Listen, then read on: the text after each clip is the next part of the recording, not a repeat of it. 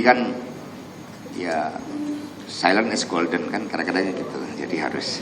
Tapi nanti ada konferensi pers, tenang saja, ada konferensi pers. Jadi ada saatnya tertutup itu mengandung seni, mengandung suatu hal yang sifatnya strategis, karena berkaitan dengan kepentingan bangsa dan negara kan harus dilakukan dengan jelas. Kalau saya bicara di depan kamera ini kan rasa juga ada groginya kan, meskipun kita sudah akrab, ya itu juga sama. Jadi dibuat sesuatu karena ini menyangkut hal yang strategis terkait dengan masa depan bangsa dan negara, agar harapan Presiden Jokowi nanti terjadi loncatan kemajuan, IKN-nya dilanjutkan dan menjadi bagian dari legasi Pak Jokowi, hilirisasinya, kemudian Indonesia berdikari, kemudian kepemimpinan Indonesia yang dileverage oleh keberhasilan penyelenggaraan G20, kemudian bonus demografi, konektografi melalui pembangunan infrastruktur, semua akan dilanjutkan oleh PD Perjuangan dan juga nantinya Pak Ganjar Pranowo.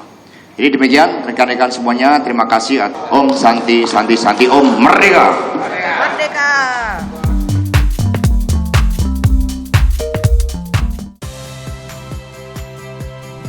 Saya Audrey Chandra, saksikan program-program Kompas TV melalui siaran digital, pay TV, dan media streaming lainnya.